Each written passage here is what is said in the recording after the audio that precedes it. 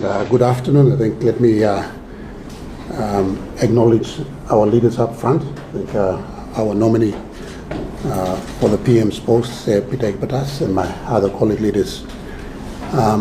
This afternoon, on behalf of the people of Wabag, I think I just want to make a statement here.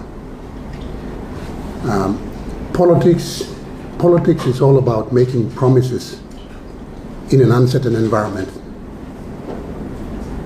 And unfortunately, unlike contracts, there are no legal bodies to enforce the promises that we leaders or politicians make in the political arena. But of course, there are leaders and the people, and they sort of arbitrate on behalf. And so far, the promises that the current Prime Minister and the government that we have been part of have made when they took on the mandate have actually, if you look at it, a lot of those promises have never been fulfilled. And therefore, if you are to really make out, or if you are really to assess the performance of this government, the people are the best judge. And currently, if you look throughout the country, the entire country is disenchanted. People are already frustrated. And so as leaders representing those people, we have decided to move this vote of no confidence in the Prime Minister. Now, I want people on the street to understand this is not a tribal thing. This is not a regional thing.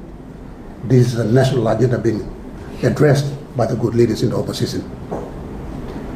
Now, a lot of people are, politics in this country has become highly factional. You tend to have different regional groups claiming, sort of having a stranglehold in power. And in the process, our country is being divided up. Now, the mandate we enjoy as leaders in Parliament has been given to us by the people. It has come to a point in time where our good leaders on the other side have to actually exercise and actually, use their conscience and try and rationalize. Are their decisions based on their own self-interest, or are their decisions based on the collective good for the people? Politics is all about making decisions in the interest of a sort of a collective goal or in the interest of personal interests. So at this juncture, the leaders in the opposition group, we kind of feel that our good friends on the other side are sort of prioritizing their own self-interest over the interest of the people. Now, this is not some political rhetoric where we try to change government, so we're trying to make the other side look bad. They're educated people. They're leaders because the people saw leadership abilities in them, and the people mandated them, elected them to Parliament. They just need to use their conscience to objectively assess the performance of this government. You don't have to talk about all the other things. Just look at the basic socio-economic indices and see where this country is.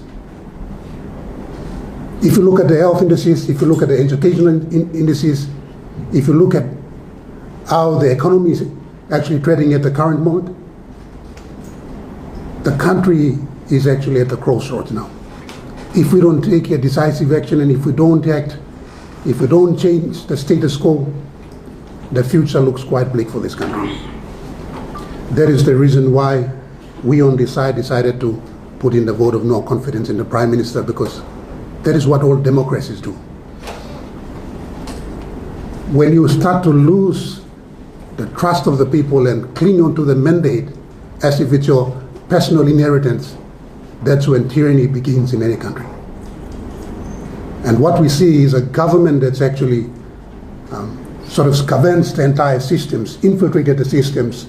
Now the systems, the institutions of state no longer do their, constitutional functions. They are basically bodies that deal with and serve the interest of the ruling party. Now, you don't have to be a rocket scientist to see that happening. The unprecedented rise in law and order is a case in point. When you have politicians starting to direct the police commissioner to do his constitutional job, when you have infringement of constitutional offices like the Electoral Commission, you know that this country is doomed. That is the reason why we decided to put in this vote of no confidence, and I'm hoping people on the opposition, on the government side, will use their conscience to vote when the time comes tomorrow. As I've stated, this country belongs to everyone. It doesn't belong to one particular group.